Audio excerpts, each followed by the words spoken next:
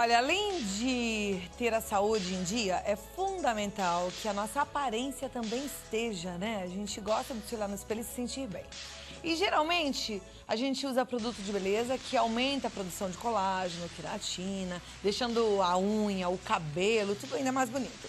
Só que você sabe que além desses produtos que a gente compra, faz investimento, existem alimentos e que a gente tem no dia a dia que fazem o mesmo.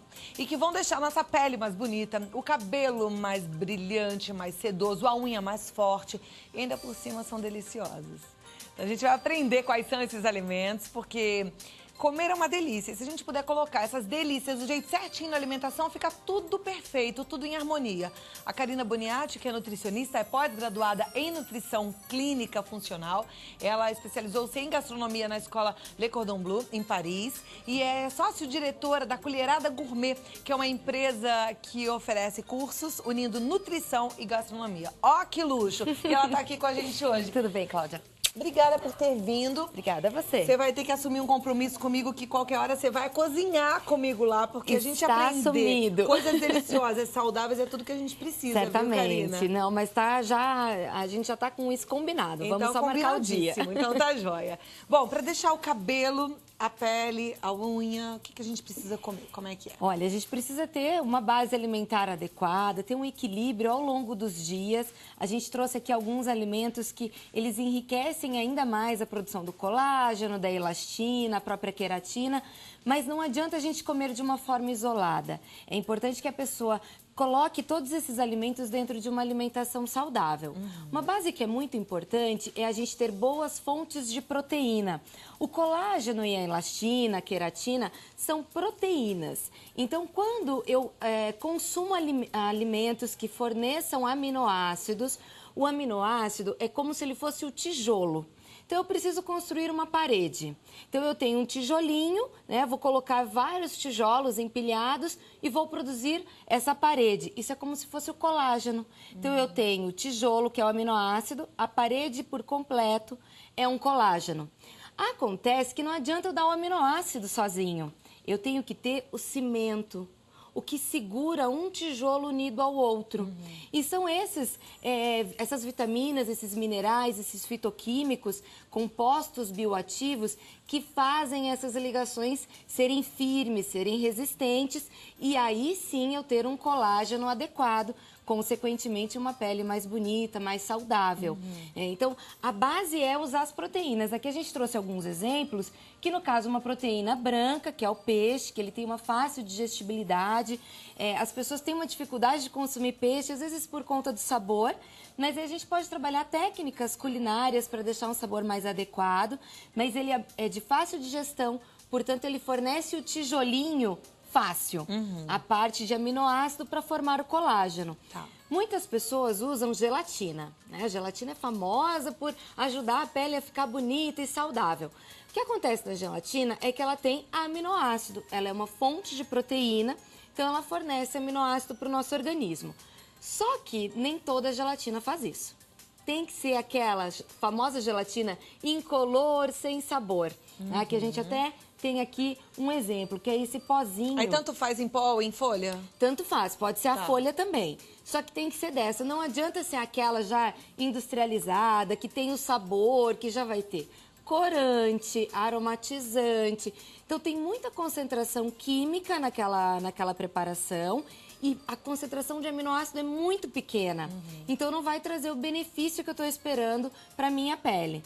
Então, se eu quero ter uma pele saudável, eu vou trabalhar aminoácido, eu vou comer carne, ovos também é uma boa fonte de proteína, ou então a gelatina incolor, que eu posso adicionar numa sobremesa, num suco, num creme de frutas, para trazer a riqueza de aminoácidos dessa preparação. Tá. Convém tomar cápsula de colágeno? É uma opção, na realidade não necessária. Né? Então, assim, se a pessoa tem fontes adequadas de proteína na alimentação dela, não tem necessidade de tomar o colágeno em cápsula, porque ela já tem o colágeno para ser produzido dentro do corpo dela.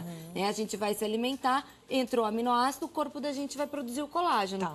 Então não tem necessidade. Só se a pessoa não comer, não consumir proteína adequadamente. Mas aí tá fora do que a gente chama de alimentação saudável. Verdade. Né? Então, se ela comer adequadamente, aí não tem necessidade. Então, o tijolinho fica por conta do aminoácido que a gente encontra nas proteínas. Exatamente. Como é que a gente consolida esses tijolinhos? E aí a gente vai entrar no cimento propriamente. A gente tem algumas substâncias que vão ajudando essas estruturas a ficarem firmes. Então, por exemplo, vitamina A, vitamina C, muito presente, por exemplo, na laranja, né? Tomar aquele suquinho de laranja de manhã ajuda, inclusive, a vitamina C tem a função de estabilizar esse colágeno, de grudar os tijolinhos e deixar ele bem firme, né? Uma outra coisa que é bem interessante é que para eu manter esse colágeno bonito, na função celular dele, eu tenho que ter água entre as minhas células.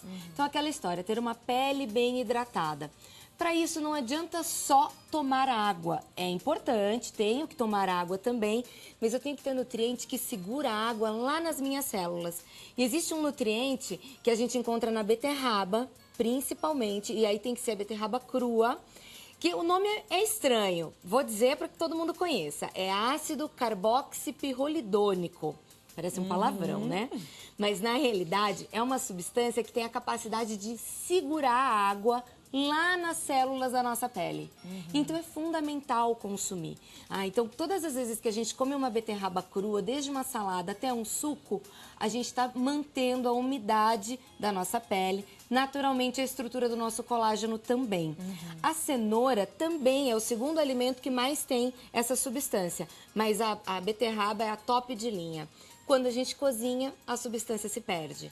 Bom, por um outro lado, tem uma substância na cenoura que a gente aproveita mais quando ela tá cozida, Quando ela né? tá cozida, tudo é assim, né? Então, no caso do beta-caroteno, de todos os carotenoides em geral, da vitamina A, a gente ativa ela com o cozimento. Então, por isso também não dá para ser aquela coisa como sempre do mesmo jeito. Você pode ir variando, até para ter sabores diferentes, preparações diferentes e os nutrientes da mesma forma. O licopeno do tomate também, ele fica muito mais biodisponível para a nossa absorção quando cozido. Então, fazer um tomatinho, por exemplo, assado no forno com um pouquinho de ervas, tem mais licopeno. O licopeno é um excelente antioxidante que trabalha nessa regeneração das células da pele. A nossa pele, ela tem uma regeneração que dura em média 28 dias. Então, a minha pele de hoje, daqui a 28 dias vai estar diferente. Então, para quem começar agora a colocar esses alimentos que vão incentivar a melhora da pele, não espere que vá mudar tudo daqui a uma semana. Você precisa dar esse período de, no mínimo, 28 dias para começar a mostrar os resultados na pele. Tá? Um outro nutriente que é muito interessante, a gente encontra no espinafre. Chama luteína. A luteína, ela é um fotoprotetor. Então, até para essa época agora de verão, a gente vai para a praia, vai se expor muitas vezes a uma piscina, vai ter uma exposição solar maior. Os raios solares, eles vão agredir menos a nossa pele, não só pela proteção que a gente faz por fora, passando o filtro solar adequadamente, mas por dentro também. E no caso da luteína, ela faz essa resistência interna. Então, é como se ela criasse um filme interno na nossa pele, evitando que a gente crie aqueles processos de vermelhidão muito intenso. E que esses raios produzam radical livre na nossa corrente sanguínea. E como é que a gente pode aproveitar ou extrair o máximo da luteína, por exemplo, do espinafre? Tanto consumido cru quanto cozido. O importante do cozido é não cozinhar demais. Ela é uma substância que ela não se perde com o calor, mas esse não se perde é não em excesso. Se eu cozinhar, por exemplo, ele refogadinho, rapidamente, questão de 1, 2 minutos, o espinafre ele já fica murchinho, isso é suficiente. Se eu ficar refogando lá 10, 15 minutos, a luteína vai se perder. E para consumir o espinafre cru, que tipo de preparo fica interessante até numa com salada. Aqui no Brasil a gente não tem muito o hábito, né? A gente não tem o hábito de consumir o espinafre cru, mas em outros países isso já é muito comum. E a principal forma de consumo é realmente em saladas. Ao invés de a gente ter alface e rúcula, poderia se usar o espinafre. Pode colocar o espinafre, alface, rúcula, tomate, tudo junto, não tem problema. Perfeito. Aqui, a gente fez uma salada voltando pra cá, a gente acabou né? falando de várias coisas. Quero falar um pouquinho sobre as fibras, que é um passo muito importante. Antigamente, as nossas mães, as avós diziam assim pra gente. se o seu intestino não está funcionando direitinho, sua pele também não fica boa, né? Começa a aparecer acne, a pele começa a ficar com uma oleosidade estranha. Isso realmente é verdade. Existem substâncias que são produzidas dentro do nosso intestino, que são carregadas para a pele e lá elas manifestam um desequilíbrio celular. Esse desequilíbrio muitas vezes vem em formato aí de produção de pus, então é uma acne ou uma oleosidade em excesso. Por isso o consumo das fibras é fundamental. Aí elas vão ajudar o nosso intestino a funcionar melhor e, como um brinde, digamos assim, trazem nutrientes para estabilizar colágeno. A aveia, por exemplo, é a nossa melhor fonte de nutriente chamado silício. O silício, ele trabalha na microcirculação, então ele faz com que os nutrientes que eu estou comendo cheguem com mais facilidade na minha pele, porque é um caminho longo até o nutriente ser levado para a superfície da pele. No caso do silício, ele ajuda os nutrientes a chegarem lá. E para celulite, apesar de não ser a nossa pauta mestre, mas a celulite ela é muito mais amenizada quando eu tenho silício.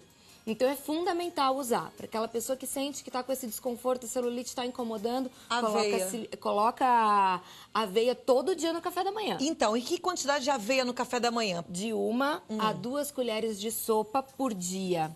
Tá. Então, por exemplo, se eu vou usar 2 colheres de sopa, usa uma no café da manhã e uma no jantar. Isso pode fazer parte de uma salada, de uma sopinha, ando comendo os floquinhos da aveia, 2 colheres com aquele potinho de iogurte natural. Eu acho que fica também pode gostoso. Ser, não tem problema. Às vezes tem que pôr um pouquinho de mel, dependendo da vontade do doce, né? Mas e que fase do mês que a gente tá. Essa fase do mês com doce é uma beleza. Um dia a gente vai fazer uma pauta, assim, para umas alternativas para essa fase. Porque, que dificuldade, que é uma fase que pega, né? A gente quer comer doce, né? É impressionante. Mas funciona super bem. E aí 2 colheres é o fundamental. É o fundamental. Aqui, a castanha do Pará. Castanha do Pará, ela é riquíssima em selênio. Selênio é um antioxidante poderosíssimo que trabalha no nosso corpo fazendo realmente um grande combate contra os radicais livres. Então é muito importante utilizar. Isso vai fazer com que a minha pele seja preservada e naturalmente vai disponibilizar também, por exemplo, vitamina E que contém na castanha para fazer a regeneração dos meus tecidos, inclusive da pele, da unha, do cabelo. A quantidade que a gente usa é que tem que tomar cuidado. Ela tem gordura, gorduras boas, inclusive, que fazem bem não só para a pele, mas também para a saúde cardiovascular. No caso da pele, aquelas pessoas que têm aquele aspecto de pele bem seca, bem craquelê, como a gente chama, o ideal é eu consumir gorduras boas. A castanha é uma opção, de 1 a 2 unidades por dia, no máximo 2, porque ela tem uma concentração de gordura alta, portanto também bastante caloria. Por isso que eu não posso exagerar na quantidade, tá?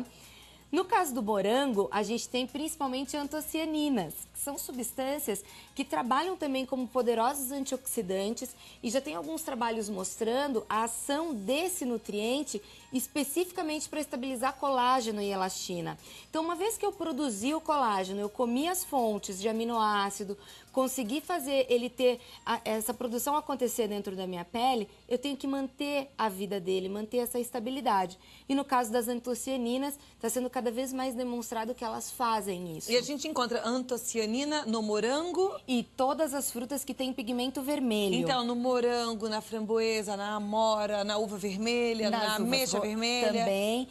E não só nelas, mas na cereja, na própria beterraba também. Berinjela, na casca da berinjela. Tudo que tem pigmento vermelho e arroxeado, quanto mais escuro, mais rico em antocianinas. Maravilha. Então, fica uma ótima opção. Que delícia! Não dá vontade da gente comer todas essas coisas saudáveis e gostosas? E aí saber que a gente está fazendo ainda bem para nossa pele, para o nosso cabelo, para nossa unha? Ó, se você quiser aprender mais, porque eu fiquei encantada com a sua aula, sabe muito, ensinou muito, você pode entrar em contato com a colheradagourmet.com.br, é o site colheradagourmet.com.br, e a Karina tá no Karina Boniati, com 2 T's, karinaboniati@gmail.com.br, karinaboniati@gmail.com.br, ou o site Colherada Gourmet. Isso mesmo. Obrigada. Obrigada a você, Cláudia. Muito bom, até a adorei próxima. essa aula. Aprendemos um monte, como é bom aprender, né, gente?